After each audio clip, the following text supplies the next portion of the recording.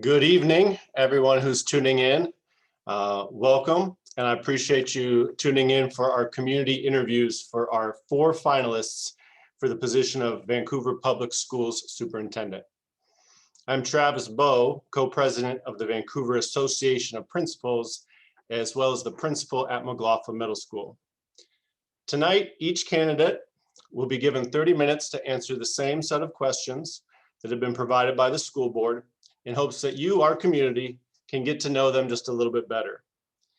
Community members can watch live tonight, and the interviews will also be recorded and available on our website. We invite the community to share their feedback through a survey linked to the website. The surveys will be available in English, Spanish, and Russian.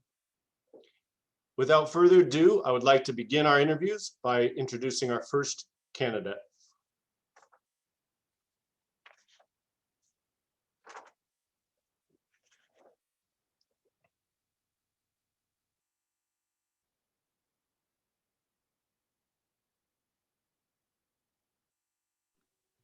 Hello. Hello, good evening. Good evening. I would like to introduce our first candidate for superintendent and welcome Dr. Karen Cheser. Dr. Cheser, I'm Travis Bowe. I'm the co-president of the Vancouver Association of Principals and also a principal at McLaughlin Middle School. Welcome. Thank you very much. Glad to be here. Tonight you will have 30 minutes. We'll have 30 minutes together, and I will have 6 prompts for you to respond to. And this really is your opportunity with our community tuning in to help them get a little bit of an idea about who you would be as a superintendent in our community. Thank you. All right, so we'll go ahead and jump in. And the first prompt is to just tell us a little bit about yourself and why you would like to be the next Vancouver Public Schools superintendent. Great. Well, thank you. Thank you very much. And thank you to Vancouver for the wonderful sort of entree into your district and to have this opportunity available to talk with the community. So I was born in Bardstown, Kentucky, and many of you may know that only because of Maker's Mark bourbon, but we have much more in Kentucky than bourbon. My father was a teacher, and my mom emigrated to the United States as a single person by herself as a teenager. And I say this because my parents have been a tremendous influence in my life. After graduating high school, I went to college thinking I would be a teacher, and I kind of got waylaid from that. I did some leadership kinds of things in college, and people said, you should go into, business. So I worked for Procter & Gamble in brand and sales management in Alabama, but realized my true calling was to be a teacher. I did learn quite a few business principles from that I've carried on through my life. So I did become a teacher, worked at a restaurant to pay my way to go to school. My first teaching opportunity was in a very high poverty school. And I hate to say this, but it was called Basic Skills, my class. And what it really was 3rd grade students that the other teachers realized needed a lot of extra help. And those kids really helped me understand why I had become a teacher. It was extremely rewarding. I also taught Title I. Then I taught in a school, multi-age primary. So I had kindergarten through 3rd grade kids all together. That was when Kentucky was going through reform. And in addition, was in an inclusive classroom. So 8 of our students were identified EBD. And we were able to, as co-teachers in a class of 36 students, really understand what we needed to do to help those students be successful. So I wanted to do that the rest of my life, be a teacher. I never thought I would be an administrator, but my principal saw something in me. I ended up working for the State Department as a teacher of teachers, helping other teachers understand some of those processes we were doing, and then also working as a distinguished educator troubleshooter in schools, and had a lot of success with the people in those schools. From that, I worked in a district office as a program coordinator over gifted, talented English learners, Title I, instructional technology and leadership, but wanted to be a principal. So was an elementary principal in a high poverty, highly transient school. From that, I became a director of curriculum in that same district. And then in Boone County Schools, which is a school very similar to Vancouver. Vancouver School District. So about 25,000 students. Karen, I apologize. I'm going to have you pause because I think somebody is unmuted in our interpreters, and okay. It's kind of over the audio. So if somebody could please mute that. Okay. I apologize for that. That's okay. I think we're all used to all this Zoom stuff all the time that we, Yes. Yep. So anyway, fast forward, I ended up in the Boone County Schools, which is very similar to Vancouver, was director of elementary, then was assistant superintendent, and then the deputy superintendent for that district. And we were able to make a ton of progress for kids. At that time, there was AYP. We had all 25 groups. We met every AYP indicator, became a district of distinction. So then I became superintendent. So the last 4 years, I've been the superintendent at Fort Thomas Independent School. Fort Thomas is a district that, even though it says independent, that just means we're city bound. And it is the #1 district in the state of Kentucky. We've been able to achieve that, but also add 21st century skills, which I'm happy to talk about. On the personal side, my husband is an artist and an entrepreneur. And I've got 2 sons that are in college. One is at the University of Louisville as a junior in music production and audio engineering, and one is in Belmont, Nashville as a movie maker, a filmmaker. So lots of artists in my family, not me so much, but love arts. So why do I want to come to Vancouver? So I saw the tremendous programs that you're doing in the school district. It seems like teachers are very much focused on students. Your community is very supportive. And even just watching the board members at meetings, I can tell their heart is with students and doing what's best for kids. And so I feel like I could make an impact. I could be part of something special there to, help unite the community, to bring some instructional work, but pretty much to be able to, capitalize on all of the wonderful people who are in that district to help us all work towards one vision. And the Pacific Northwest is a pretty amazing place to live too. So I'm looking forward to moving there. Thank you. And again, my apologies. I know we're used to the Zoom world, but that's always a little distracting, but thank you. That's okay. Our second question for you is, as a leader, how do you get others to get behind change? So I'm just going to say right now, I don't really care for that word change, because when you say the word change, people think that means you're throwing everything else out and we're going to do something completely different. And so I know what we mean by change, but I'd rather use like we're going to progress, or we're going to continuous improvement. There's a Japanese word in business, kaizen, which is continuous improvement. Toyota uses that, and that's what I'd rather sort of focus on. But I can give an example of how I see change as a collaborative process, that continuous improvement, and how that has to actually be shared by everyone. And when I say shared by everyone, I mean the work, the vision, the process, the implementation. In Fort Thomas and in Boone County, we've gone through processes for developing a portrait of graduate. And that's not necessarily new news for people, but I think what I learned from the context in Fort Thomas, where students were already achieving at a pretty high level on standard kind of assessments, but not necessarily on 21st century skills, that it couldn't be me leading that it really had to be us leading it. And so having sort of a guiding coalition of our teachers and students and parents and others at framing that direction was really important. I have learned many, many times that the ideas are better if I'm not the one coming up with them, if students are, or teachers and so forth. And so doing that, and then also recognizing the great things that people do and really highlighting that, so that people feel like they're part of something bigger and that they are making a difference, is really important too if we're looking at change. In addition, sometimes we make changes and then we don't follow through.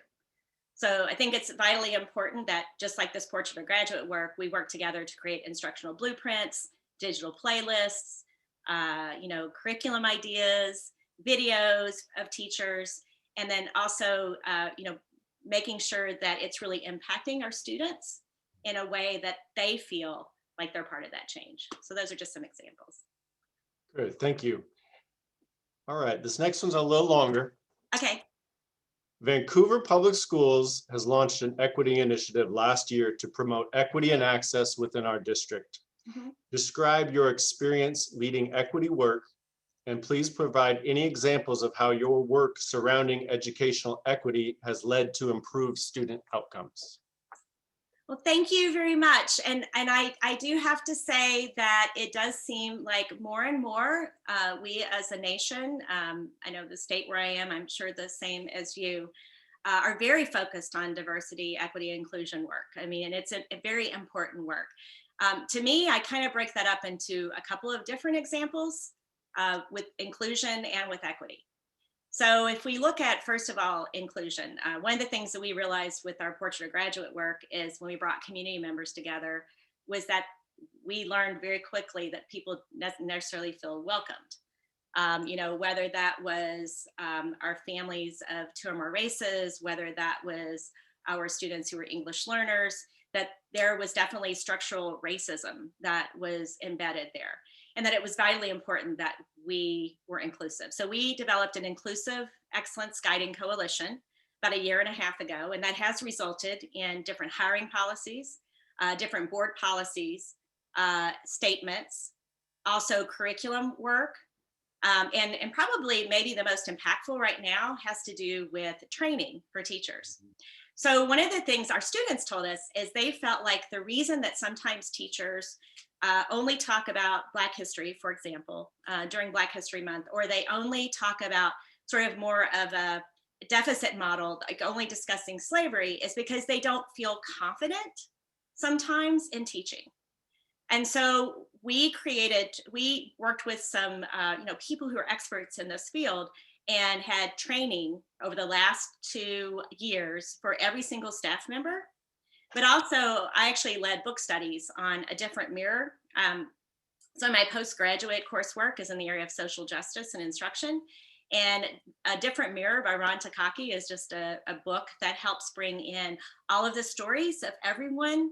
And so it's not just one story. And so we've been doing book studies on that. We've also partnered with the local universities to provide teaching Black culture and history webinars and resources. We just put on an entire day's worth of work on Martin Luther King Jr. Day, and then also recorded that so that we can provide that for teachers during professional learning community time, and so that they can have discussions and help each other and access those resources. So that's inclusion.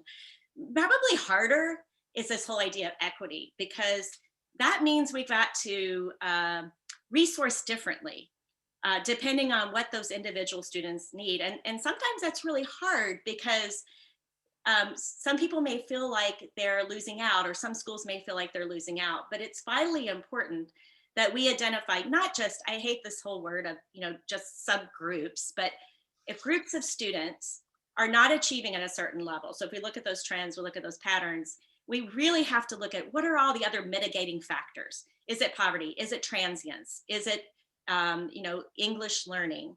And that it's really important to then create structures and create programs that really get at those needs. And so a few examples of that is, again, when I was in deputy in Boone County schools, we had some schools who were 8% of their students were free or reduced lunch, and some 95% participated in free or reduced lunch, and 40% Hispanic and English learners. And so the schools where the students were more transient and had less and needed more support and resources, we created an extended day program. So for 12 weeks, we extended the day 2.5 hours. Now, this didn't mean that students were getting more just basic school. I mean, who wants that? But these were enriching activities. These were more sometimes activities that we would say we only give to our gifted, talented students. It was targeted instruction for exactly what they needed to accelerate their learning with evidence-based programs. And at the end of that 12 weeks, and we did that for 3 years, students typically gained 1 to 3 years worth of growth. Did something similar. It was summer enrichment programs to completely eradicate summer slide. And in addition, another program was the SIOP, Sheltered Instructional Observational Profile. Protocol. We provided training to over 300 teachers, but then specific teachers who were really masters at that, we made their classes smaller so that as newcomers came in, that was where those students went. So those teachers had more time, they had smaller classes, and that actually ended up, we use actually the access testing for language acquisition, and those students on average went up 3 different levels. And the last thing I'll talk about is, unfortunately, but it did come out as a positive, was about 6 districts in Kentucky, the largest districts, were sued by the Southern Poverty Law Center for a disproportionality of suspending kids of color. And so we worked, I led our team for 3 years. I brought principals together every 6 to 8 weeks. We identified students. We worked on what was the antecedent that caused this to happen, specific students. How might we use restorative justice to break down barriers? How might we try other kinds of strategies? How might we have teachers understand what they do might accelerate some of that work? And so we were able to close that gap so that we didn't have that disproportionality. So those are a few examples in the area of equity. Excellent, thank you. All right, our next question. What do you anticipate to be the 2 greatest challenges facing the next superintendent of Vancouver Public Schools, and why? So first of all, I'm not oblivious to the fact that we have COVID and that's impacted everything. So anything I say, I mean, that definitely has an impact. I'm feeling like we're rounding the bend on that. I also understand that budget is a concern, but I feel like these 2 things I'm going to talk about really have to kind of be in place before we make decisions about budget. And in addition, equity, again, plays a role in all of this work. So the first thing I'm going to say is this idea of a transition and bringing the community together. I can't pretend to know everything that's happening or what's going on, but it's my impression that anytime you bring a new superintendent on, and then it might not be the best of circumstances, possibly, that there is some healing that needs to happen. And there's some inclusion that needs to happen. And so how do we come together? So how do I listen?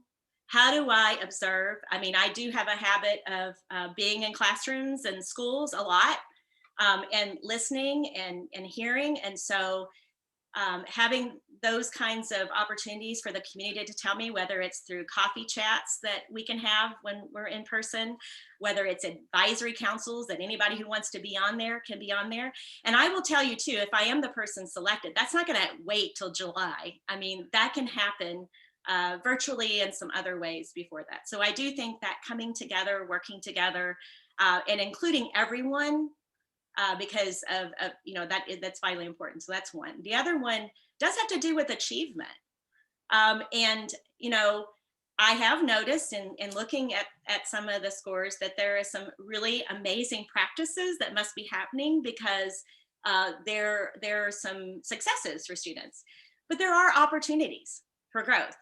And I think it's vitally important, especially as we go into this era of, was there learning loss? I don't know. Was there social emotional loss? That we've got to identify where we can have student growth. What are the processes that need to happen? Is that in curriculum work? Is that in more standardization, but providing autonomy for teachers? Is that resources that teachers need? So I think those are the 2 areas that I find most pressing right now. All right, thank you. And you touched on our next question a little bit. You knew Okay. you knew it was coming, right?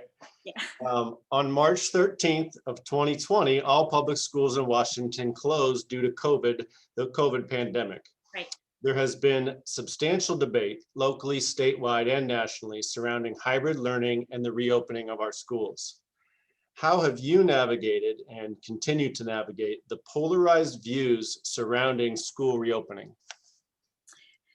So it is polarized, but I'd have to explain how we've kind of sort of diminished that polarization. So in Kentucky, it was March 16th was our first day off. I guess March 13th we closed, and of course we went straight to virtual instruction. But one of the things we realized was that this wasn't something that was going to be slow. I mean, be fast and over with. And so starting in May and June, we created a reopening task group, which was made up of community members, students, teachers, principals, everyone, and started investigating what do we need to do to be ready, because we did have healthy at school requirements, in Kentucky, which modeled the CDC requirements. So we knew if we were going to be able to reopen, we had to follow every single one of those. And so the first thing we did is we asked teachers, okay, if you could have whatever you needed to make this happen, what would it be? Would you want a hybrid approach? Would you want to have all students? What would you want? And overwhelmingly, our students and staff, our teachers and staff said they wanted to have all students in school if it was at all possible. Now, what did that mean to us? For us, that meant we had to have 6-foot distancing. I mean, yes, we have cleaning, we have universal masking, but the 6-foot distancing was the key. We couldn't be safe unless we had that. And so we worked diligently all summer, and the reopening task group kept coming back. We worked with teachers, we worked with family members, we kept getting input. Our principals and teachers were amazing creative problem solvers to figure this out. And we did open August 31st with 94% of our students, 92%, 8% chose remote. And then in January, that changed to 4% chose remote. 5 days a week, all of our students, but that did require bringing in trailers, thermals. We have thermal scanners. That meant having cohort models. That meant having using every single space. That meant adding staff. I mean, it was an extensive undertaking, and it has been. We've had zero spread in school, but it did take that constant taking it back to teachers. What do you think? Taking it back to families. What do you think? Making sure everybody was okay. We have a data dashboard. If you look on our website, you'll see there's so much information there. There's a FAQ document of 200 questions. So everyone was aware of every single step we were taking. I know I had one teacher say, before we actually got back, I was in this rabbit hole of worry. I just thought it would be, you don't know what you don't know. So as they came back and they gave us, additional guidance, we continued to change. I am happy to say that we worked diligently to be one of the first districts in Kentucky to be able to vaccinate our teachers. So about a week and a half ago was our second vaccination. And we advocated for that on behalf of the state as well. And so I think our teachers, that really helped them feel much more supported. Well, excellent. Thank you for sharing that. Our final question for you tonight, and you're doing great. You're right on schedule time-wise, so thank you, is what inspired you to pursue a career in education? Okay, so I have to start out first with where I took side of a wrong turn and then do that. So I mentioned, my father was a teacher. Well, when growing up, of course, we didn't have much money. We lived on a farm and then over a general store. As a teacher, you didn't make much, and he worked a whole lot of jobs. So I saw how hard he worked. But he was my 5th grade teacher and was an amazing role model. He was innovative for that time period. And I'm not saying that we should innovate for just innovation's sake, but this whole idea of, he did things like personalized learning, and we contracted for grades, and we did tons of stuff outside, very experiential. And he challenged us to keep, moving higher and higher. And I noticed that the students that typically, before that, really weren't into school, and they were engaged. And so I just thought that is amazing, the power of a teacher. I mentioned that though I knew how hard he worked. And so when I went to school, I ended up not being a teacher, but working with Procter and Gamble and working in the business world. I realized that that's my calling was to be a teacher. And so, you know, seeing the smiles on students' faces. I mean, even now, one thing I didn't mention is I actually teach a high school class, teaching and learning dual credit pathway. That's one of the things that the two assistant superintendents and I do. And just to continue to see that spark that kids have and the power of what teachers can do to change people's lives has been, you know, just vitally important to me. There's this Japanese term called ikigai. And what it means is that sweet spot, that place where you find what you're good at, what you're passionate about, what the world needs, and what you can actually do as a job. And if you can find that special place that you feel like is your actual purpose, then that's your ikigai. And I have to say, I found it. So, you know, this is what I'm meant to do. And I'm really excited about the possibility of working with others in Vancouver who I know also feel that way.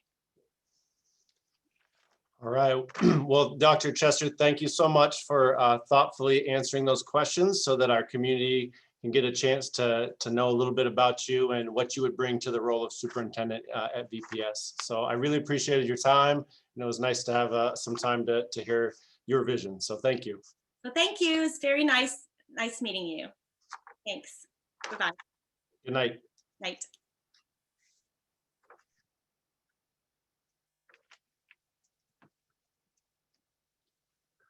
All right, for the community guests that are tuned in, we will be reconvening at 6:40 with our second superintendent candidate. Thank you.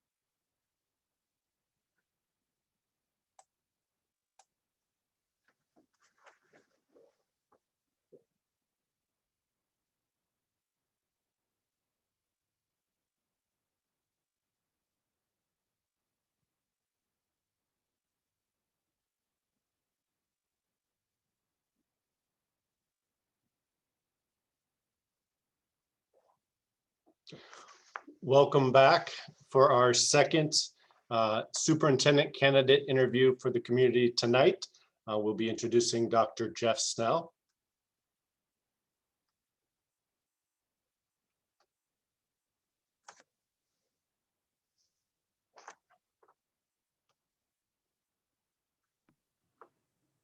Well, that's a relief to actually see myself come up there. A little nerve-wracking waiting, Mr. Bowe. Yes, good evening, Dr. Snell. Let me introduce you to the community. Dr. Jeff Snell, I'm Travis Bowe, the VAPA co-president, the Vancouver Association of Principals, and the principal at McLaughlin Middle School. As you know, we've met before, so the introduction probably isn't as necessary for the other candidates. This evening, thank you for joining us. You will have 30 minutes to answer and respond to 6 prompts that have been provided by our school board in attempt to let our community get a little bit of a better picture about who you are as a candidate for superintendent for Vancouver Public Schools. Thanks, Travis. I really appreciate this chance to share a little about myself and hopefully help you determine if I might be a good fit as your superintendent. I have 3 children, Mackenzie and Steven, who are twins in their first year of college, and Micah, who is a 5th grader. My wife, Susie, is an elementary school counselor, and they are my world and have helped me be the father I am, the husband I am, and really have helped me be the educator I am too.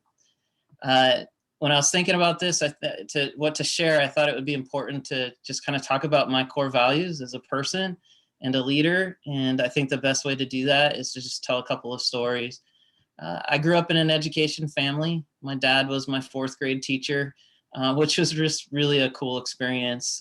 We lived in a small town where life really centered on schools. And during that 4th grade year, my dad was diagnosed with cancer, and my family, with the support of the community, went on a year-long journey together until he passed away. And there was a moment at my father's service where I just vividly still remember recognizing the impact that my dad had on our community. And even though he had only had 33 years of life, it had been a life of purpose.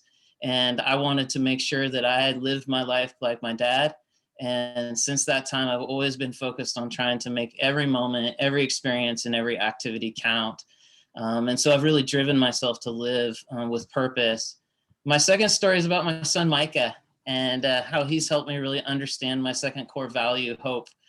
Micah engages the world a little differently. Like, he communicates, but he doesn't use words, and he moves, but he doesn't use his legs the same way we do. He's this amazing person who brings out the best in everyone he meets. It was a difficult first couple of years of life with Micah. Even though we could see this light in him, it was like the world only saw him for what he wasn't.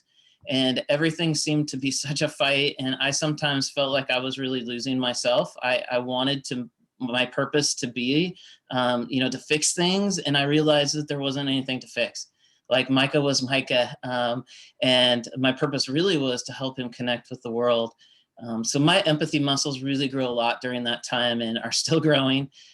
Being Micah's father forced me to acknowledge that I had a lot to learn about the experiences of the students and families that I serve. And I had been making a lot of assumptions about that. And so in our family's journey with Micah, there was this turning point where we just shifted our focus to one of hope. And we started to think about how we could help Micah connect with the world, highlighting all these amazing things that he could do.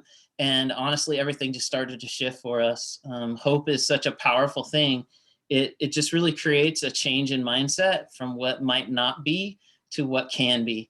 And so I carry hope and purpose with me in everything I do. As a teacher, a coach, an administrator, my purpose has really been to serve through public education. And hope is really about creating conditions for people to believe in what's possible.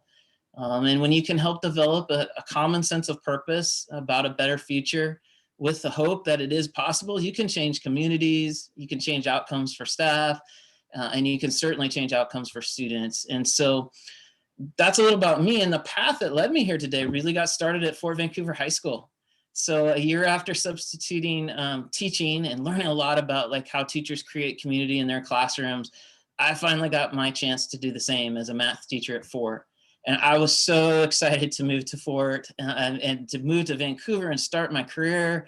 And during my time in Vancouver, I learned so much about being a teacher, a coach, an assistant principal, and finally principal at Fort. I also met my wife by coming to Vancouver. So Vancouver is such a huge part of who I am. And I had this amazing opportunity that really cemented me as an educator, I think, is I had the chance of starting with a group of sixth graders at Mac, where I was their associate principal, and then went with them all the way up to graduation at Fort. And those kids were and still are so special to me. And going on the journey with them also showed me that our school systems sometimes aren't enough. Like, it opened my eyes to the reality that the way our systems were programmed sometimes perpetuated inequity and access for students. And it honestly, it just really lit a fire in me to think differently about public education, and in particular secondary schools. And that experience was really pivotal for me in my equity journey and my advocacy for students. And so I wanted to be a part of change that would ensure that each student benefited from those goals that we aspire and we say for all students. And I knew I needed to learn more about how school districts could function. And so I spent the last 10 years of my career at the district level, just focused on how we can better support schools and staff in their service to students. I've learned a lot about how to support a school board in their leadership of a district. And I feel like this opportunity to come back to Vancouver and rejoin the district where I started, honestly, has been 25 years in the making. And it really pulls at my heart. I care a lot about the students, families, and staff in Vancouver, and I'm so honored to be considered as someone who might be able to come back and contribute as your next superintendent. Excellent. Thank you, Jeff. I'm Dr. Snell. My apologies. As a leader, how do you get others to get behind change? Yeah, I think, we just live in a world where there's so much change happening all the time that it can feel really overwhelming for people. And it's not about like something wrong that happened. It's just about trying to get better and how we serve. And so for me, you have to start with students and end with students. And so really identifying, what are we trying to do differently on behalf of students, and what are students saying about that? And what are families saying about that? What are staff saying about that? Once you start to get these ideas, then you really have to go to your school board and make sure that the school board understands where these ideas are coming from and why they're important, and do they align with the priorities of the district? Because I've learned that there's a lot of great ideas, right? The hard part about leadership is prioritizing those ideas and getting people to kind of collectively move forward. That's where there's true power. And so if your board is behind it, that's an important next step. Then you got to do a lot of research, right? And when research isn't just like looking at the research studies, but it's also listening to people and really using an equity lens on whatever change you're considering. Sometimes there's loud voices around that change, and you can understand what they're thinking and the perspective that they have. But other times there are voices that you really have to, amplify to make sure that you understand how that's going to impact them. Then you really got to build a coalition. And I found that in my career, having structures like citizens advisory committees or parent groups, student advocacy committees, those are where you test your ideas and you talk about change together and you build what it could actually look like, and you do a little more research together. And often the ideas you started with are improved along the way. And then it's like this symmetry, right? So you start with students, you go to your board, you do research, you build a coalition, you do more research. Now you go back to your board, right? And you talk with them. This is what we've heard. Let's move forward with this. What do you think? And then finally, as you're going through that change process, it's ending with students again. I mean, that's why you did it, right? And so how is it affecting them? What's the impact? What adjustments do we need to make? And I've learned that when changes are going to keep happening. And so it's really about the process, how you come together around that opportunity to learn how to work together. To learn what common purposes that we have. And so just a quick example of what that's looked like in recent history for me is we had a group of stakeholders that were really interested in changing start times for our high school students. The research is really clear about they need a little more sleep. And if you're a parent of a high schooler, you know how difficult it is sometimes to get them out of bed. And so we did a lot of research. We talked to a lot of students. We got our school board on board. We did more outreach. We tested the theories. It was going to have impact on our system, right? Like the elementary kids were going to go earlier, and there's a lot of concerns there. So, but when you work through that process, it gives you a framework for whatever comes next. And, certainly, the pandemic has been an example of a lot of changes going on, and building an infrastructure through changes like through start times, like lays a pathway for just, this is how we work together around these ideas. All right, thank you. This next one's a little longer, so stick with me here. Vancouver Public Schools launched an equity initiative last year to promote equity and access within our district. Describe your experience leading equity work, and please provide any examples of how your work surrounding educational equity has led to improved student outcomes. Yeah, I mentioned in my introduction that my equity journey got kicked off by Fort students. They really helped me understand, realize my privilege that I had and the assumptions that I had been making about equity. As a white heterosexual male, systems had been set up to support my success, and I hadn't even realized it until I started looking at it through the lens of my students. And so I want every student to feel like they are loved for who they are, and that the system is there to support them, just like it had been for me. And so as I've leaned into this work, in my current role, I've realized that some people think that, when I talk about this or when I'm advocating, that I'm trying to take something away from them by like diversifying the curriculum or talking about oppression or exposing places where I think that maybe we can do better by students. But I truly believe it's not about taking anything away from anyone. It's about building a community where we are all included and welcomed, where we can openly talk about our experiences for good or bad, and we can get better. And we need every one of our graduates to leave school knowing that they can make a difference, because they can. And as I mentioned in my last question, you've got to start with student voice and student experiences. You've got to listen and reach out to families. You've got to empower staff, and you need to support them with professional learning experiences to do the work, because it's complicated and complex, and it makes us uncomfortable sometimes.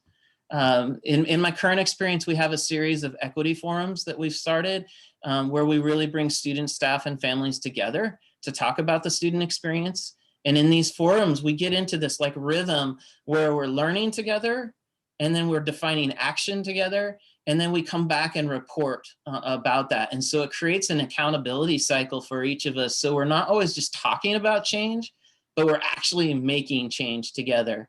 And so some specific examples of what that equity community forum has done is it's really opened our eyes and allowed us to empower students differently. And so it might be creating space for student leaders to talk and share about their experiences, which is really empowering.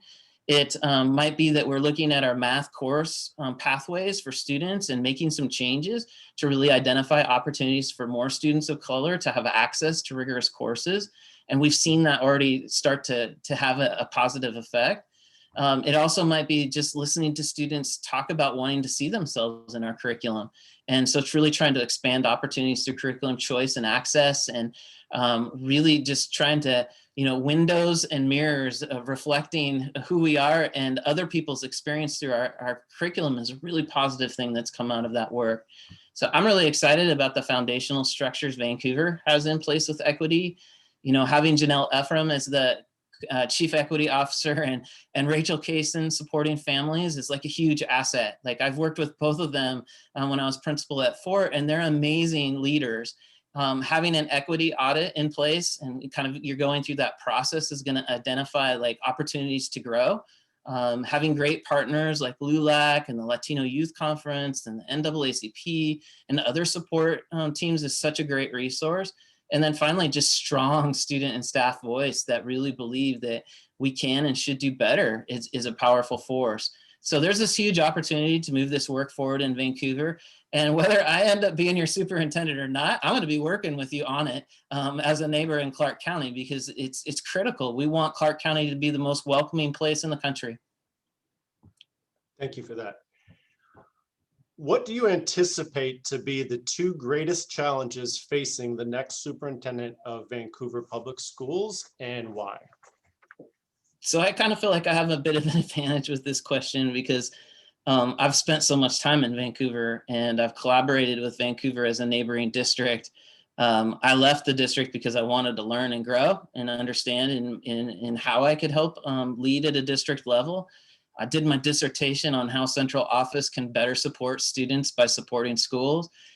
So I've also intentionally gotten involved with like professional learning organizations at the state level for teachers and administrators, because I really want to be a part of the professional learning and just see all these different systems and how they interact.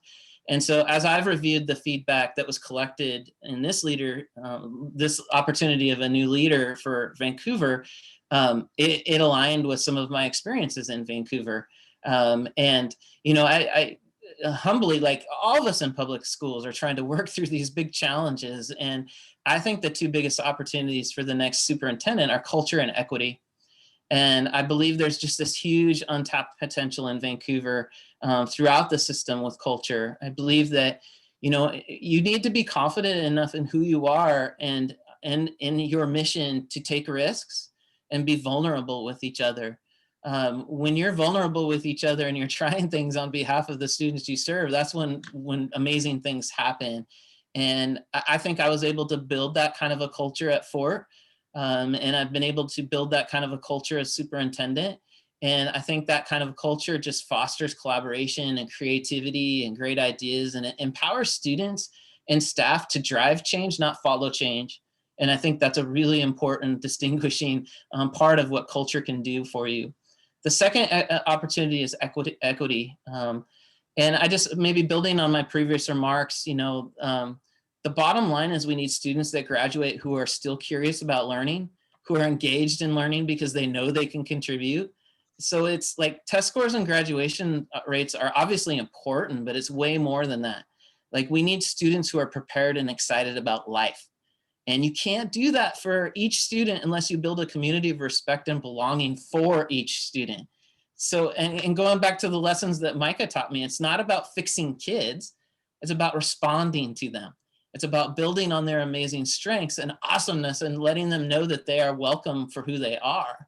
And when we think about the challenge of this pandemic, and certainly there's going to be places where the learning that we had intended for students hasn't happened at the same rate that we had hoped.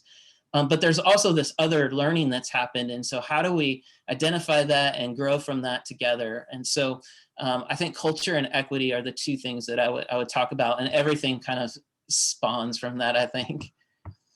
All right. Thank you. You touched on it just a little bit at the end. You knew this question was coming, right? On March 13th of last year, 2020, all public schools in Washington closed due to the COVID pandemic. There has been substantial debate locally, statewide, and nationally surrounding hybrid learning and the reopening of schools. How have you navigated and continue to navigate the polarized views surrounding school reopening?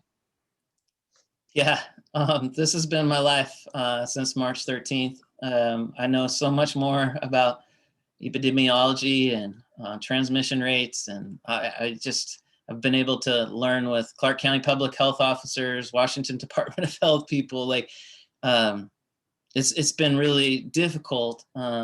And certainly, you know, I just spoke about me, but for everybody that's trying to navigate this, right? Like families and students and staff and our school boards, it's really tough.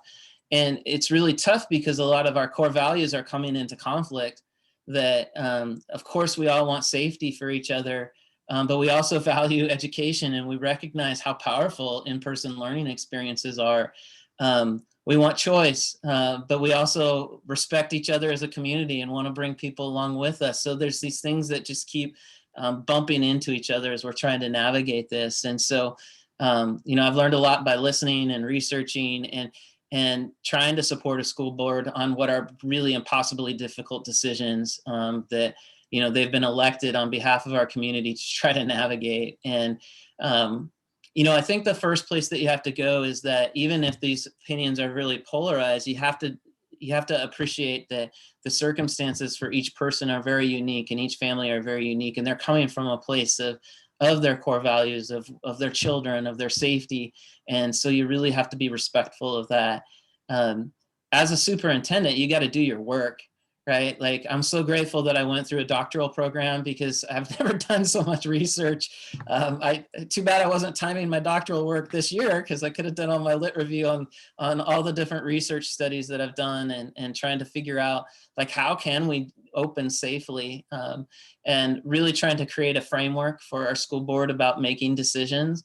I think I've learned a lesson of controlling what you can control. It's easy. I've given that advice to a lot of people through the years, maybe even you, Travis.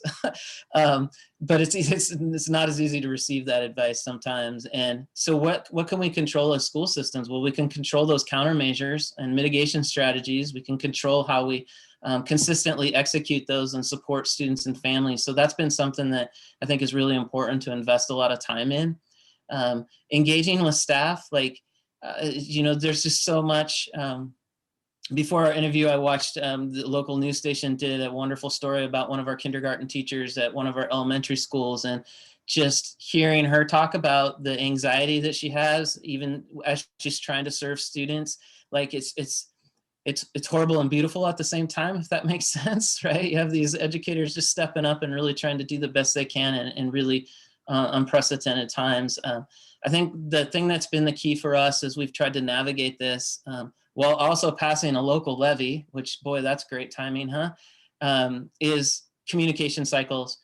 And so we've had about 5 different communication cycles where we start with all of our staff and using Zoom and collect information and questions and just talking about where we're at right now, staying on after that Zoom call and answering every question from every staff member that has one, and then repeating that cycle with the community and empowering our schools then to have that same communication cycle, so they can give really specific information about what does it look like at our school versus a high school or versus a middle school.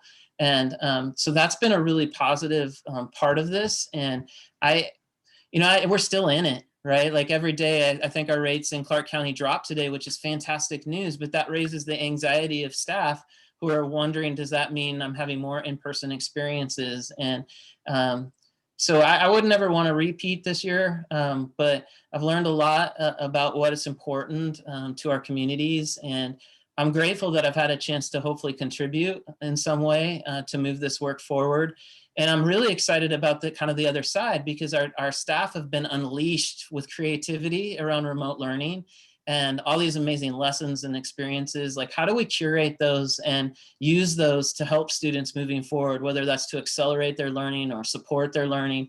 So I think there's huge upside when we come out of this, which I'm really excited for. But, I guess the closing remarks on that is just empathy for our school boards through this process. I know I'm so grateful for my board where we're currently, because it's hard work and they do it for the right reasons. And unfortunately, there's just not an easy pathway out of this. So. Excellent. Thank you. And our final question tonight is, what has inspired you to pursue a career in education? So I'll just reconnect with my core values of hope and purpose for this one, I think. I wanted to make a positive impact in the lives of students and their families. And I've been lucky enough to do that, and I feel like I'm so grateful. And, whenever you help somebody, you always get more out of it than the people you help. So, boy, I've lived a rich life from the experiences that I've had with students and staff and families. It's really been my purpose since the beginning. Like, I did have a brief dream that maybe I'd play for the Seahawks or the Mariners or something like that, but I realized pretty quickly that wasn't where my skill set was. But other than that, like, I've been living my dream every single day, and I've had a chance to see school systems now from a lot of different views. As a math teacher, as an assistant principal, coaching, boy, I learned a lot coaching C squad baseball, and trying to create experiences for kids, and realizing what was really important. I'll never forget coaching C squad basketball and just getting thumped in a basketball game and worried that the girls were going to be all upset. And, they were singing away on the way home. They were happy as can be. And I realized again that, it's about the experience and what you create for kids that's so important. So I think, you asked me about what inspired me to pursue a career in education. When you hit your mid 40s, you start thinking about like what keeps you in a career of education. And that's maybe the more important thing with this, is that like I really enjoy building hope in others. Like I just feel like that's something that man, it just is when you see it happen and you see people realize what's possible, like that is just so inspiring. And I feel like I've been able to do that in a lot of different ways. I want to keep doing that. And there's a lot of work to be done. And when I left Vancouver, 10 years ago, it was really hard to leave Vancouver. It was really hard to leave Fort. But I also knew that I needed to grow, right? I needed to figure out like how to do this work as a public school leader. And where I went in Camas, like I got to do a lot of different things that a smaller system, I wouldn't have had that opportunity. And so I think I'm better for leaving. But I've also still got this fire in me that remembers that class of 2012, 2011, and those kids, Marcos and DeAndre in particular, that I just felt like I could have done better, right? Our school system could have done better by them. And when I'm done with this, I want to be able to look back and say, we did do better. And so I'm really excited about this opportunity. I'm hoping that I'm the right fit, and if I'm not the right fit, then I'm still going to have my heart in Vancouver and in Camas and be a part of this in Clark County. So thank you, Travis. Excellent. Thank you, Dr. Snell. I appreciate your thoughtful responses to the questions, and definitely gave the community some insight as to who you would be as a leader as superintendent of Vancouver Public Schools. So thank you for your time. It's great to see you again, Jeff, and good night.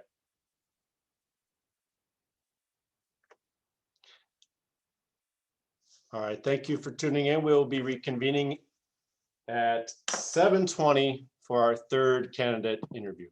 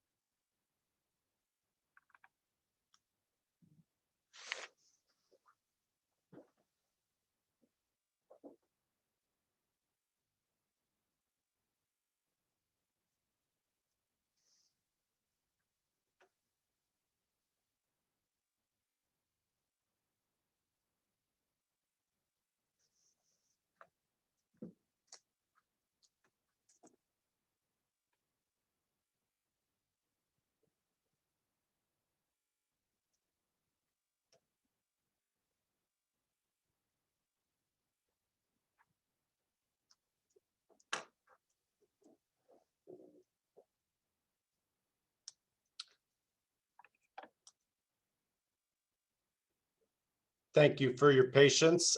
We will be starting our third interview in just a minute here once we get through a couple technical difficulties. So thanks for your patience.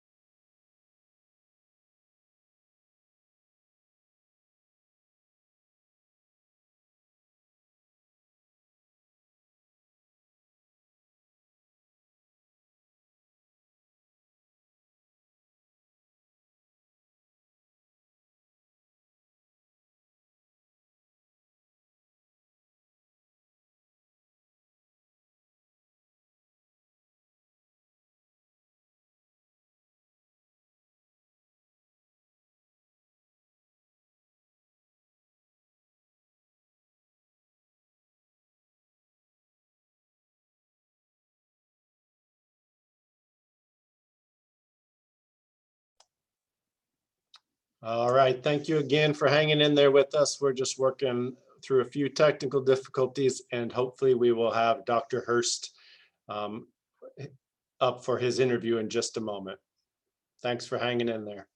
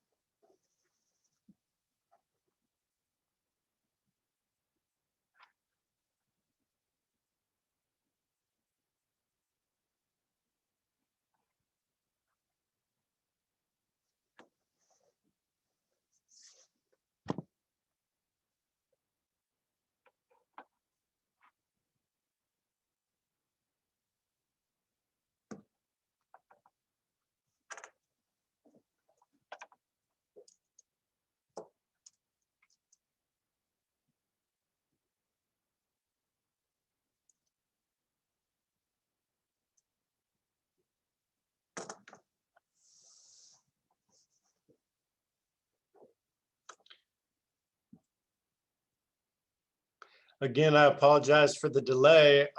If I would have known, I would have prepared maybe some jokes or some trivia instead of you just having to stare at my face. My apologies.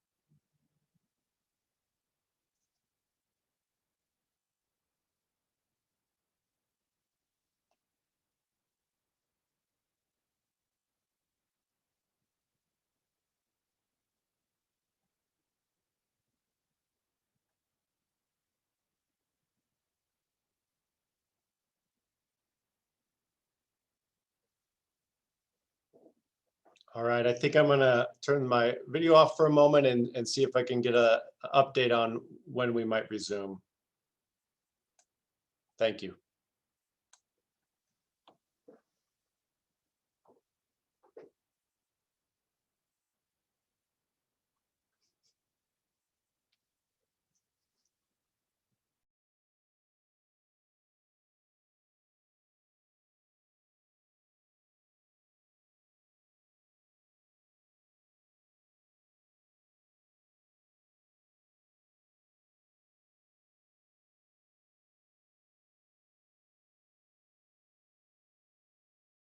Hang on.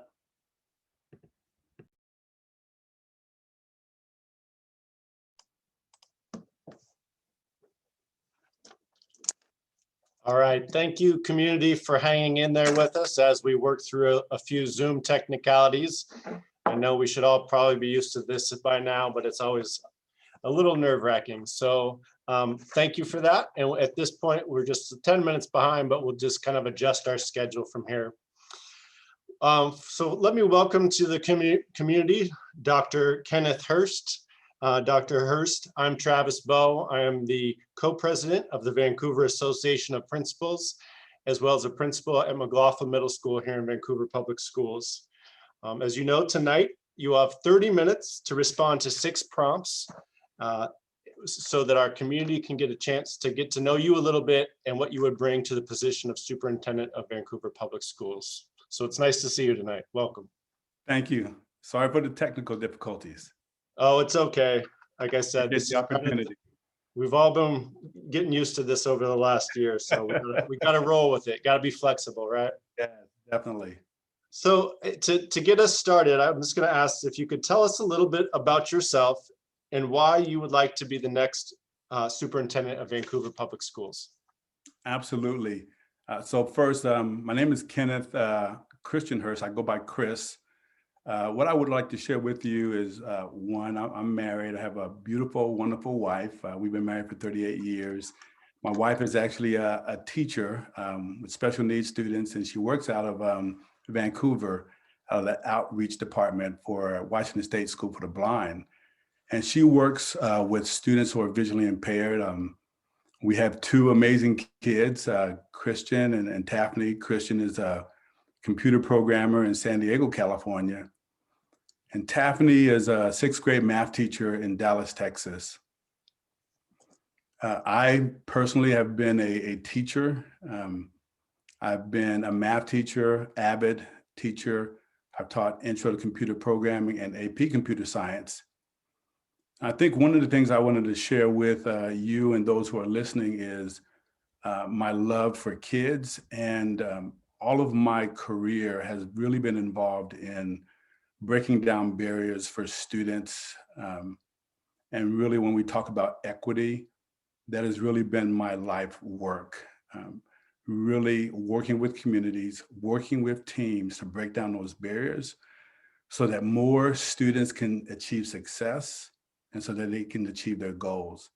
So as I think about my trajectory in education, whether it's in San Diego or Oceanside, in an urban community or a suburban community, or even now in my current context as a superintendent, it has all been about breaking down those barriers and educational equity.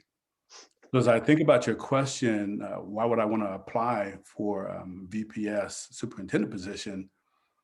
As I thought about the work that VPS is engaged in, it is exciting work, and it is the right work that needs to be happening right now across the nation. And as you think about the COVID pandemic, especially, there has been a number of things that have surfaced to the top about what kids have and what they should have to achieve success in the educational journey. So why I'm sitting here is because I'm impressed by your work.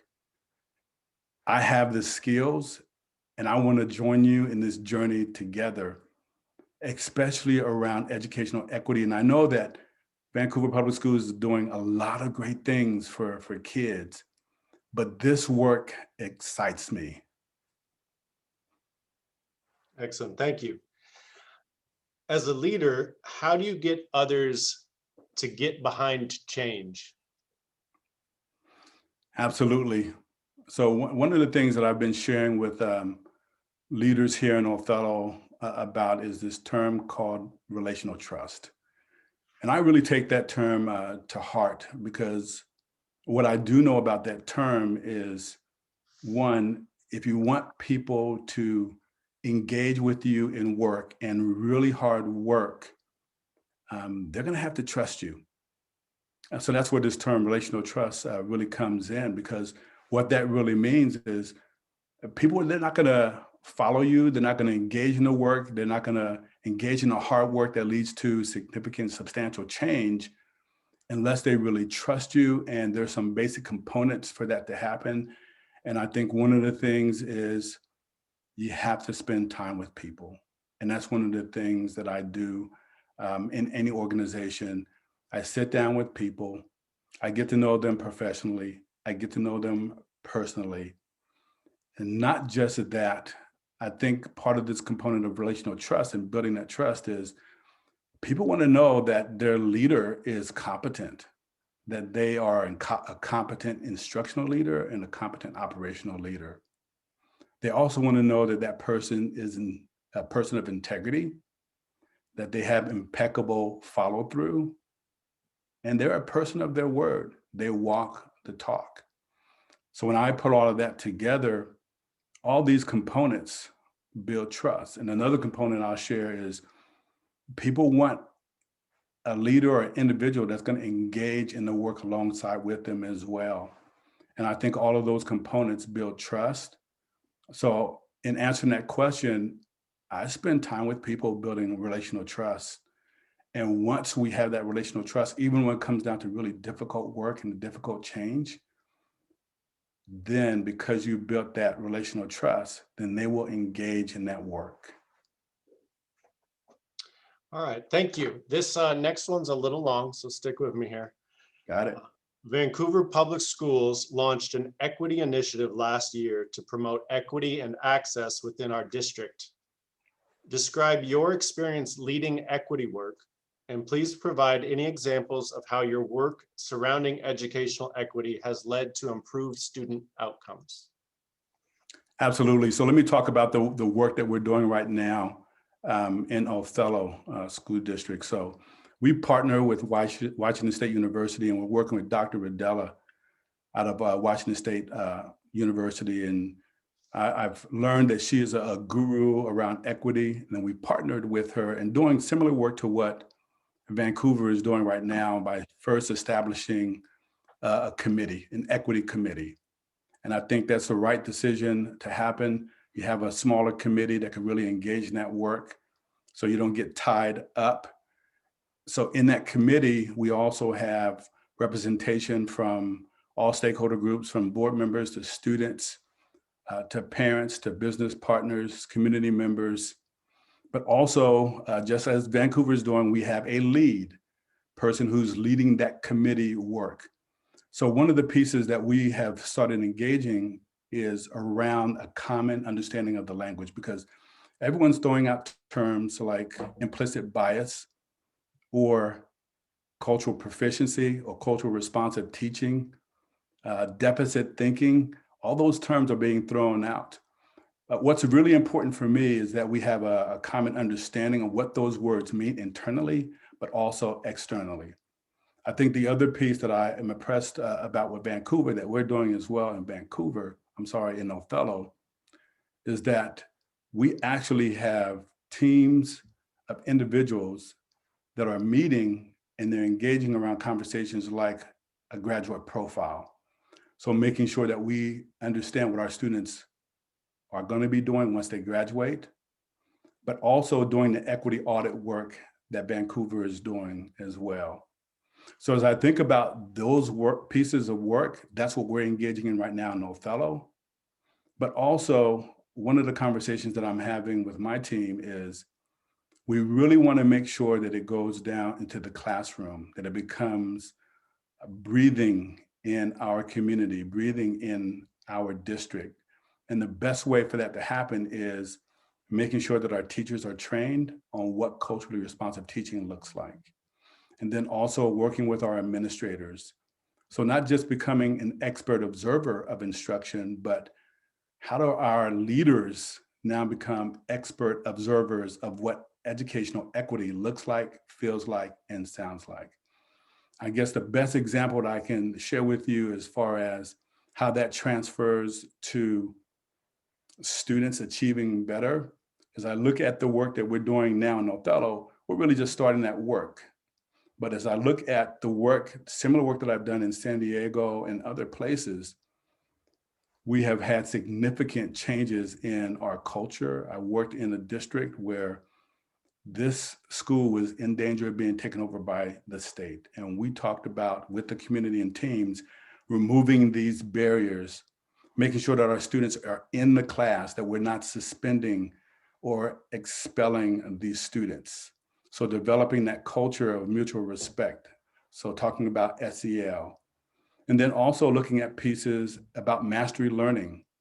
So making sure that our students are set up for success. So as many times that our students want to be retaught and reassessed, they have the opportunity to do so with full grade replacement.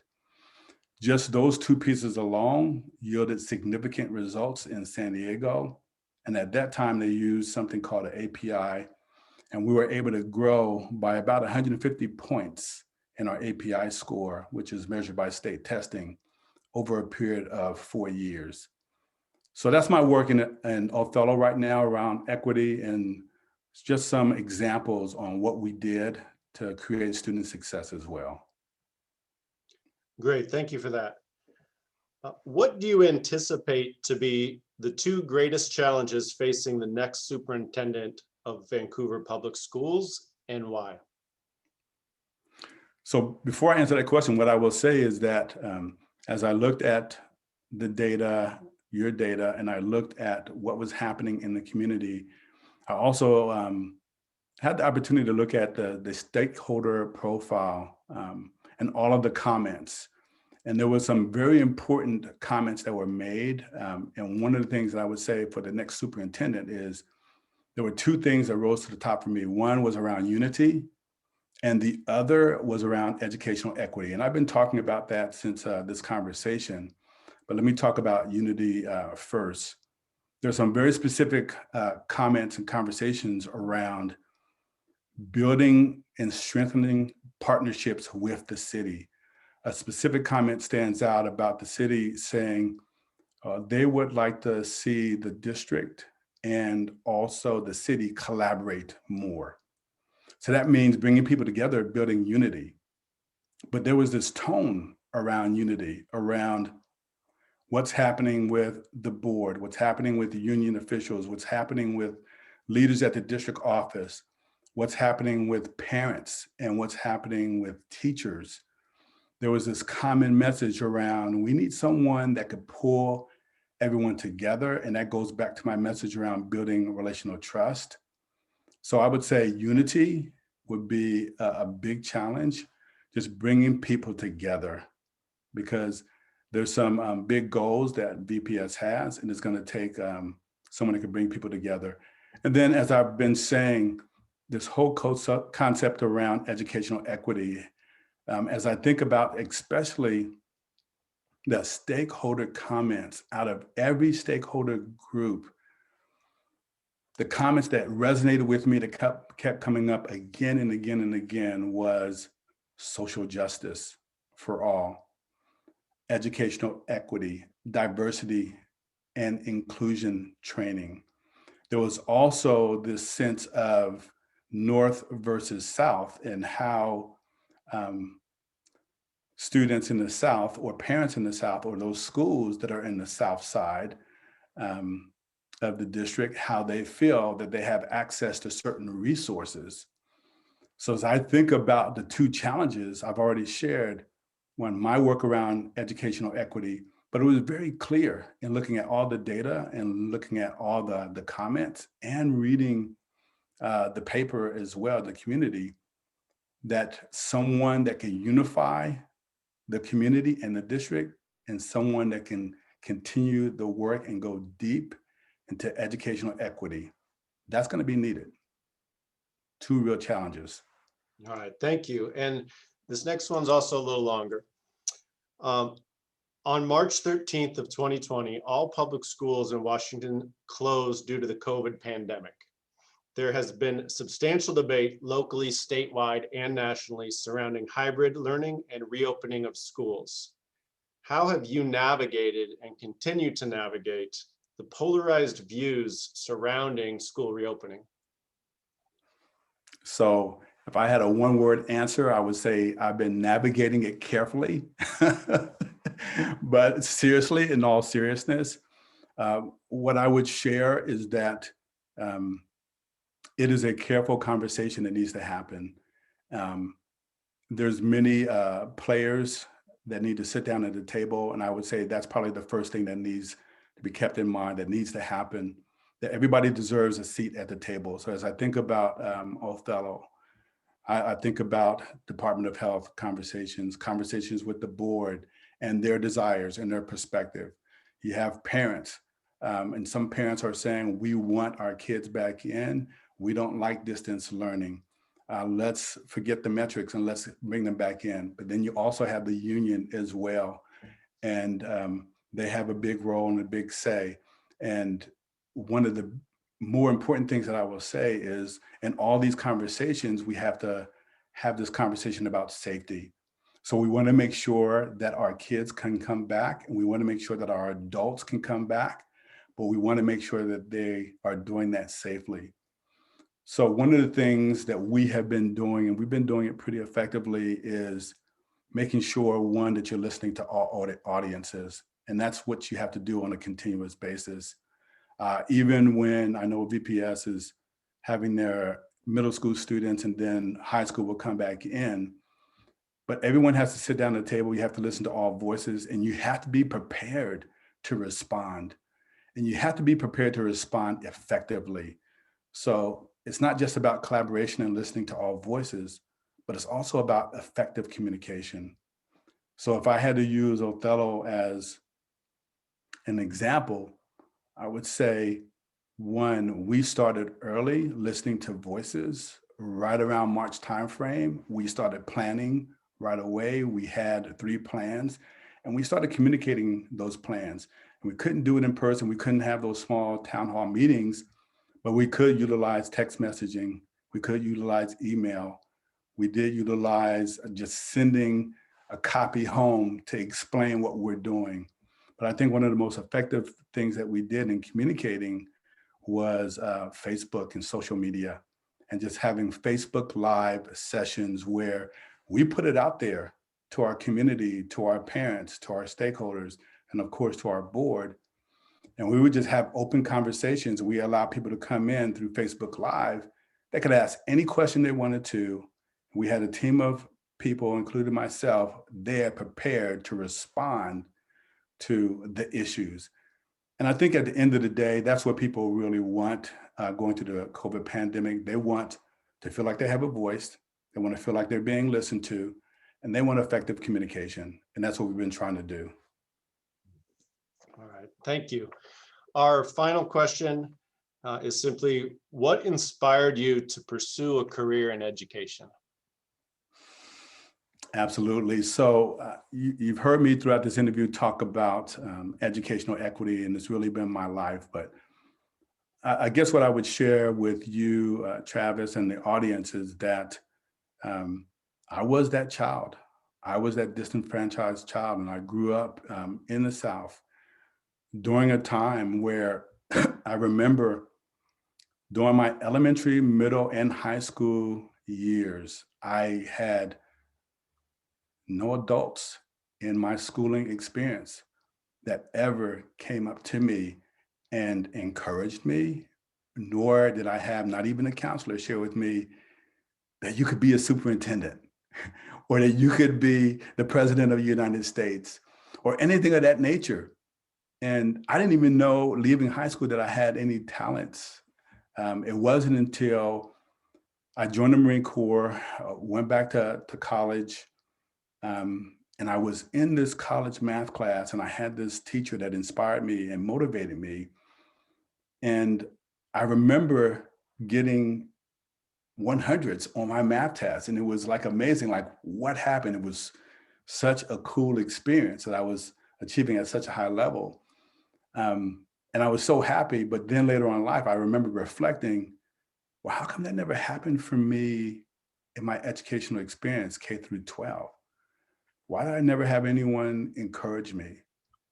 So as I transitioned through the Marine Corps and then into education, I vowed, I committed myself that I would never allow that to happen to anyone in education.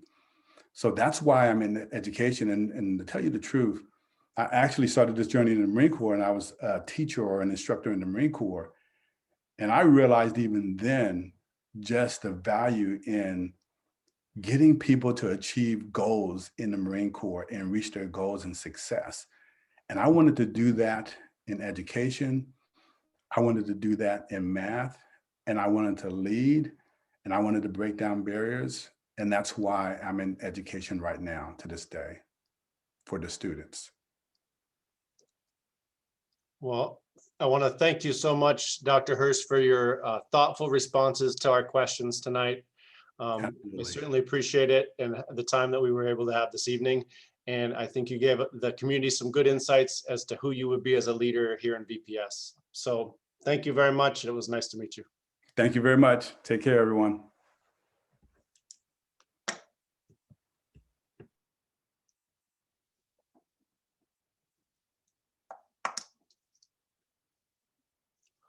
All right, we will stick to our schedule, and we will be back at 8 o'clock for our final superintendent candidate interview.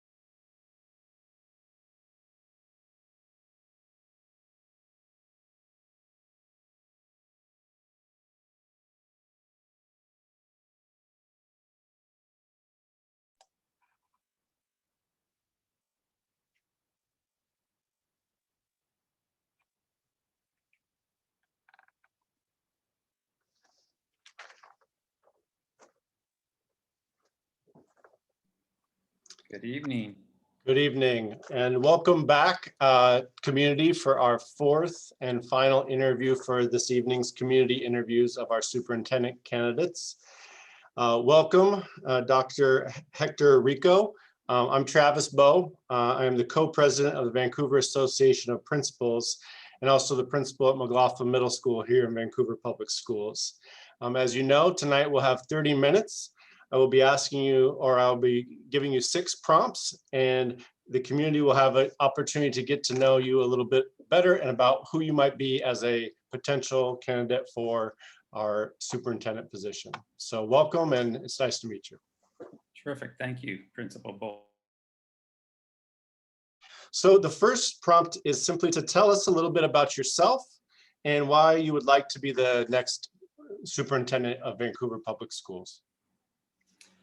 Well, hello again. It's a pleasure to be with you all here tonight. Muy buenas tardes. Es un placer estar aquí con ustedes esta noche. Ni hao, zdravstvuyte, and ran aling. I was born in Nicolás Bravo, Chihuahua, Mexico. I immigrated to Los Angeles with my mother after she separated from my father, just in time to start kindergarten as a non-English speaker. I was raised by my single mom and my abuelitos in the Aliso Village Housing Project of Boyle Heights in East LA. I'm the first in my entire extended family to graduate from high school, let alone attend college, but I'm not the last, thank goodness. 2 of my 3 kids and 2 of my 3 siblings have graduated from college. And our role model, my mother, spent years learning English and taking adult ESL classes and eventually earning her GED and ultimately her associate's degree in childhood development. So we have a role model by which we were inspired to then pursue, education. Professionally, I've served in a variety of positions throughout my career. I began as an elementary school teacher. I taught middle school, and then I went on to positions, including high school vice principal and elementary school principal, before going on to a variety of district level positions, including superintendent. I've also served in a variety of district configurations, such as elementary only, high school only, and unified, and ranging from very high needs districts to very affluent districts, and enrollments of up to 50,000 students. Currently, I serve as Director of Diversity, Equity, and Inclusion, which, as the title entails, is really working with everybody to make sure that we address those issues so that all students can achieve at high levels. From 2016 to 2019 is when I served a successful tenure as superintendent of a very diverse and very high needs elementary school district, which by all accounts, we were very successful, achieving scores that were 3 to 4 times higher in terms of growth, not overall achievement yet, but in terms of growth than the county and even statewide numbers. As far as why I'm interested in serving as your next superintendent, well, it's a variety of reasons. First, I believe that it's a good match. Although these next few days, we'll have multiple stakeholders weighing in and help make that determination. I appreciate also the diversity emphasis that the district has recently placed for itself and its desire to really make sure that all students succeed at high levels. I also appreciate the offering of multiple options to the students and families. One of them being, of course, the dual immersion program, which I have extensive experience with. I also really appreciate the district's focus on the whole child and providing robust support services to ensure that all students, regardless of their academic preparation, are really able to achieve academically, socio-emotionally, and as far as behavior-wise as well, right? So that is something that really attracts me to the district. And lastly, my wife and I have discussed for some time now, before this position even came up, for some years now, moving up to the Washington area. So we'll see if it's a match. I hope that it's a match, but together we'll help make that determination. Thank you. The next question is, as a leader, how do you get others to get behind change? Well, I truly believe that together we're better. Starting off with that premise. that no one knows it all, no one can do it all, and no one can do it alone. There's always somebody who has better ideas than you and somebody who has other ideas than you. And it's important to hear all of them to help make the best informed decision moving forward. That's why I really buy into the notion of distributed leadership. And without getting too much into what all the details of that, basically all that just really means is that in order to run a school district, you really have to involve all the stakeholders that are part of implementing the different programs that the school district runs. And so it only makes sense to involve the teachers and the classified staff and parents and central office and everyone at all levels really at their appropriate places to weigh in on the direction of the district, because they're the ones that are going to actually be implementing, the different initiatives and programs that the district has to offer. So with that, as a superintendent, we really invested heavily in something called labor management collaboration. And that was with external partners such as the California Labor Management Initiative, or from Chicago, the Consortium for Educational Change, or nationwide, it was a Teacher Union Reform Network, or TURN. And these were external partners that came and helped us to really build formal and also informal collaboration structures, sometimes referred to as professional learning communities, both at the site and district level, such as site learning teams or site leadership teams. Those terms are used interchangeably, to really come together on a regular basis, talk about the day-to-day work, look at the progress that the site or the district is making, or the department, and then talk about ways to really improve that, working together collaboratively. And that's a collaboration between the classified, the teacher unions, and administration. And in our case, we also included a representative from the board to come, not to all the regular collaborative meetings, but to the more district level meetings that the board members could also be engaged and understand what was happening the day-to-day work. So that's something that I think really helps people buy into the direction of the district once they're part of the decision-making process. Of course, people will have many opinions. I won't be able to make everyone happy, so I understand that. But I will, and I also will make missteps. There's no doubt about that. But it's important to own them and to make clear what the decision-making processes will be, whether it's the principal with the schools, like at MAC and Mr. Bo at MAC with the site learning team, or whether it's me at the district level.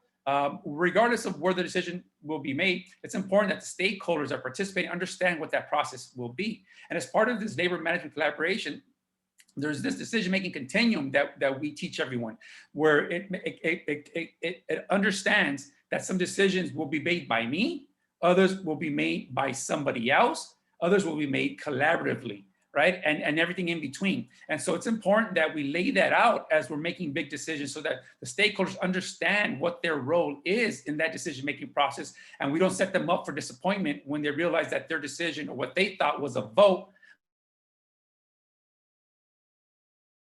And so that way they understand. That way people will better appreciate their role and understand what their role is in the decision-making process. I think it's very important also to honor the work of everyone. My late stepdad was custodian at a school for 20 years in El Paso, Texas. And my mom was custodian most of her life, not in the schools, but later became a special education paraprofessional. So really honoring the work of everyone is in my DNA, based on what I saw with my parents and the honorable work that they did day in and day out. And so I think it's important to make sure that, just like the saying goes, it really takes a whole village to raise an educated child. Everyone does have a role, and it's important that they understand that their roles are important to the well-being of the district and, of course, ultimately to the students. And lastly, I believe that people follow who they trust. And so therefore, I have to build trust. I have to be reliable. I know I can't make everyone happy, but I have to be able to sleep at night. And thus, I must demonstrate my integrity and do this work with commitment and passion. All right, thank you.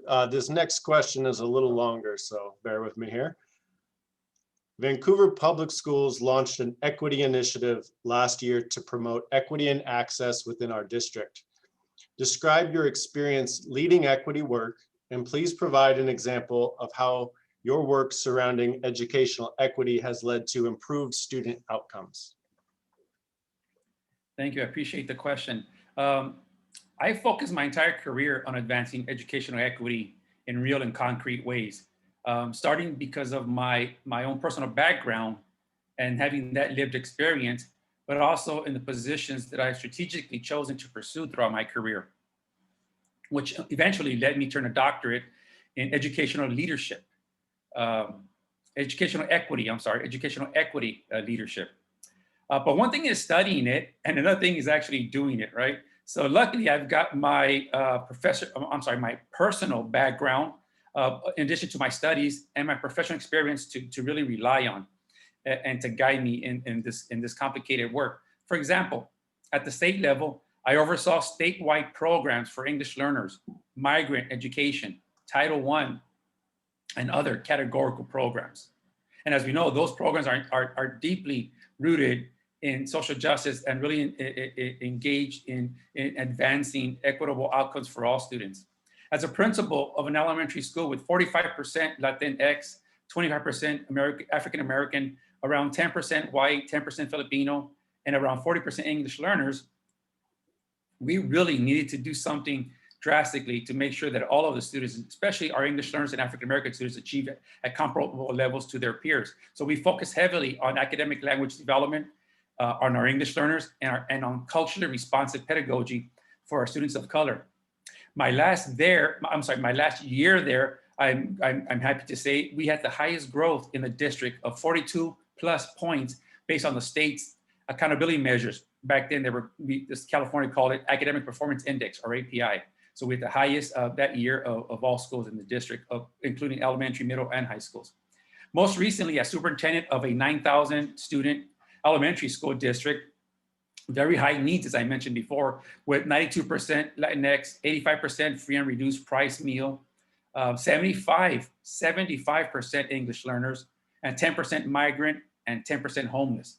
Again, we needed to really do something to ensure that students were ready to learn, right? Because all students are brilliant, but you've got to make the environment conducive to learning. So we focus heavily on meeting the needs of the whole child via a multi-tiered system of supports, which includes focusing on students' academic, behavioral, and social-emotional support, including a wide array of extracurricular enrichment and performing arts. For example, we created during my second year there, I believe, we created a full district-wide mariachi group. Now keep this in mind, these were just elementary kids. Apart from them looking adorable, I can't say at the first year they were terrific musicians, but you know, that was an in-progress kind of work. But the point was that was culturally responsive. It attended to the arts. And of course, it gave them these skills that would cut across all academic areas. And this was in addition to our all-star drumline color guard, which performs annually all over the place, including at Stanford University during their drumline competition, which we were the only elementary school district to do so. Additionally, it's also about ensuring that we hire qualified and caring people that represent the community, constantly train our staff to provide effective and responsive instruction, and give them the resources to do so, and allocate those resources to ensure equity, which sometimes doesn't necessarily equate to equality. Lastly, it's about honoring what every student and family, in addition to our brilliant staff, brings to the table, including their background, culture, language, abilities, and differences. And I think those are just some of the examples that not just my personal background, my professional experience, but also my training and my lifelong learning has taken me to this point where I find myself now hoping to be your next superintendent and help advance the equity agenda that VPS has so bravely put forward. Great, thank you. So what do you anticipate to be the two greatest challenges facing the next superintendent of Vancouver Public Schools, and why? Well, first of all, I really wish there was only going to be two challenges, but the nature of our work is highly complex. It's ever changing, and challenges are the nature of the game, one after the other. That's just the reality. But to identify two, let me start with, and both of these actually, I think I've already spoken to, or at least one of them I've spoken to thus far. So let me start with one that I haven't spoken to, and that is really what we're living with now in these crazy times that we find ourselves, these unprecedented times with the pandemic. So the first one has to deal with the ability to successfully, fully, and safely reopen schools for in-person learning and to return to some sense of normalcy. With that really entails implementing the latest local, state, and federal guidelines, such as the recent CDC guidance, which of course, because this hasn't happened in our lifetime, this is an unprecedented crisis. No one has the full answer, right? There's a lot of opinions and a lot of science-based recommendations, but none of them are fail-proof, and none of them can anticipate the future. Even between now and my first day on the job on July 1st, things can change considerably between where we find ourselves now. Just even speaking with the vaccines, for example, situation and how that's rolled out. So a lot of things can change. So you have to be ready to understand that things are evolving. But first of all, making sure that we are clearly understanding what the best guidance and best practices are, of course, such as the face mask, the social distancing, washing hands, sanitation stations, regular cleaning and disinfecting of the facilities, the ventilation systems, the vaccination, and on and on and on.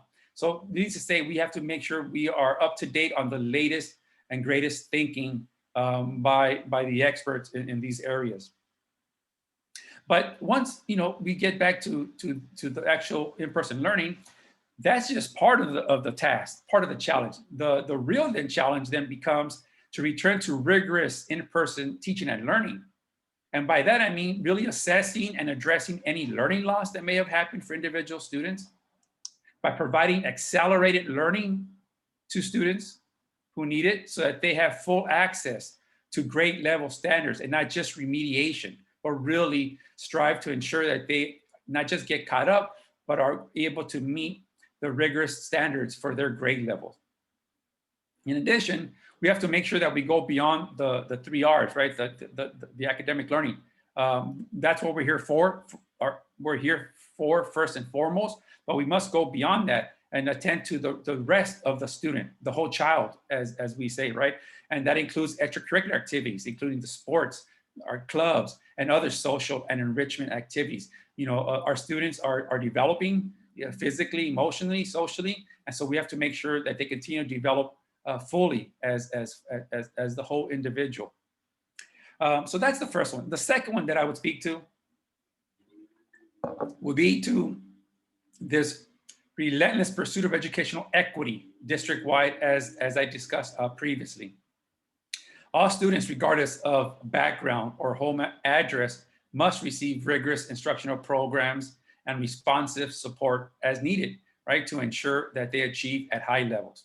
We must tackle the perception or realities of this North versus South disparities that I've read quite considerably, to ensure that all students, regardless of where they come to our school from and how prepared they are or not, that we provide them with the appropriate instructional program support services that would allow them to exit our schools at comparable levels. So I always think about, it's not what we give them, that we give them the same thing, but rather that we give them what they need so that when they leave us, they leave at comparable levels. And I think that's really the way of looking at it, right? It's about equity and ensuring that we do that. And how do we do that? Well, by providing a robust set of services. As I mentioned earlier, or I alluded to, the multi-tier system support, social emotional learning support, PBIS, for example, for behavior, and RTI, for example, as a subset of MTSS, which really speaks to the academic hierarchy of support and increasing support services. Both of these challenges require extensive efforts for clear communication, input gathering, collaboration, and above all, trust building, which I hope to do as I come on board. All right, thank you. And you've touched upon a little bit on my next question, but this one is a little longer. On March 13th, 2020, all public schools in Washington closed due to the COVID pandemic. There has been substantial debate locally, statewide, and nationally surrounding hybrid learning and the reopening of schools. how have you navigated and continue to navigate the polarized views surrounding school reopening? Yeah, indeed. This has been the biggest health crisis of our lifetime. Not to mention the disruption, right, to our lifestyle, the economy, and of course, schooling. Therefore, it's natural that everyone has an opinion of what we should do. And obviously, those opinions will vary. So to start, the first thing is to really validate people's difference of opinion, that they have a right to have a difference of opinion. Like I said earlier, none of us really know what the best approach is, but we can learn from each other. We can learn from the experts and really come together to try to come up with the best approaches for this community. That said, as educators, this pandemic has really hit to the heart of our two primary responsibilities as educators, namely to keep our students safe and to successfully educate them. So in order to do this, it is imperative that we first stay informed of the evolving local, state, and federal guidelines and best practices. Secondly, that we leverage all available resources and networks to be well poised to receive the latest information, guidance, and resources, as well as to receive the assistance that's being offered at the different levels. And third, and more than ever, involve stakeholders in the dissemination of information and ongoing communication and planning, because regardless of whatever guidelines we receive, every district is unique, and how its community responds to the crisis and evolving guidelines will vary, and we must honor that and together ensure that we can quickly as possible return to normalcy. But for the sake of our students, staff, and families, we must do so in as safe as manner as possible. All right, Dr. Rico, our final question tonight. What inspired you to pursue a career in education? My goodness, how much time do you all have? I will keep it brief. You know, education or going into education was the farthest from my mind when I was an undergraduate at University of California, Santa Barbara. I actually started off in nuclear engineering, not because I really knew what nuclear engineering was, but because, as I mentioned earlier, being the first of my family to graduate from high school and then to go on to higher ed, I thought, what's one of the hardest majors to get into? Engineering. That sounds good. So let me start there. And if it doesn't work out, I can always, go lower in my mind or go somewhere else. It's kind of the way I was thinking about it. Very uninformed, obviously. But it wasn't until my third year as an undergraduate when I took this history of bilingual education course with Dr. Guadalupe San Miguel.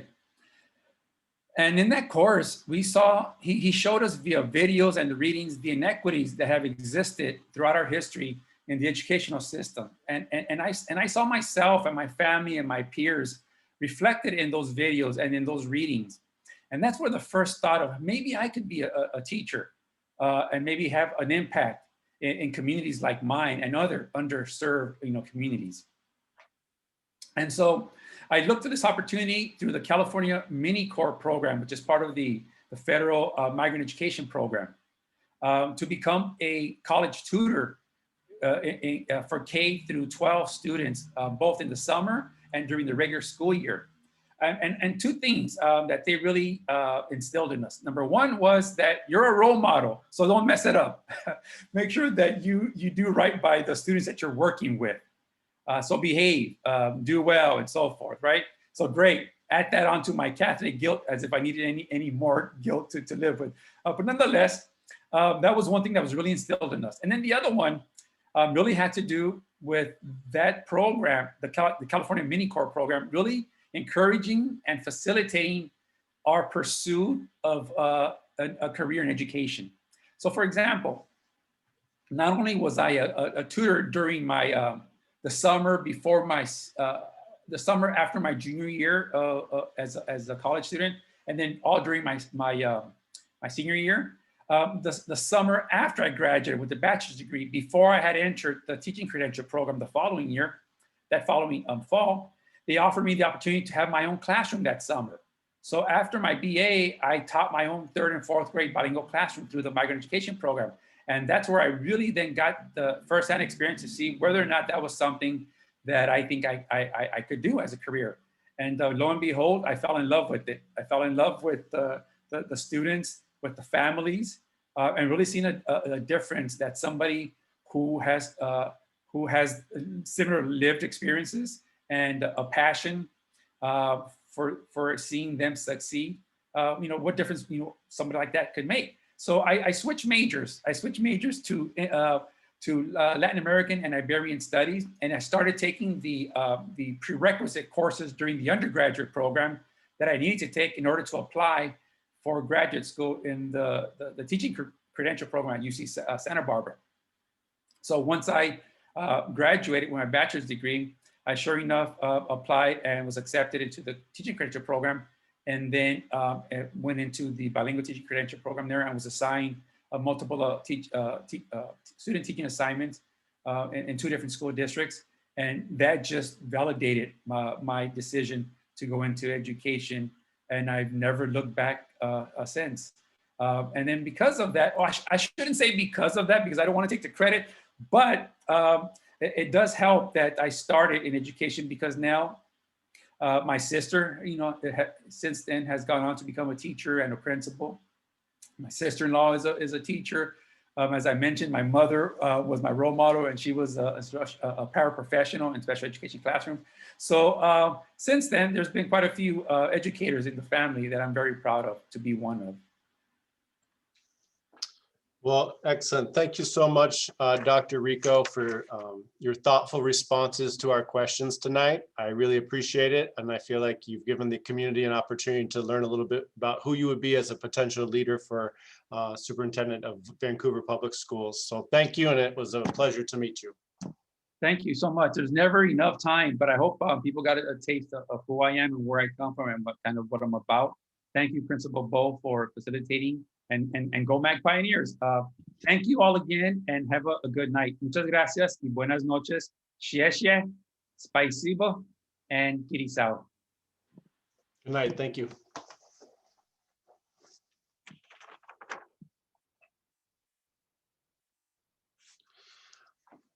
All right.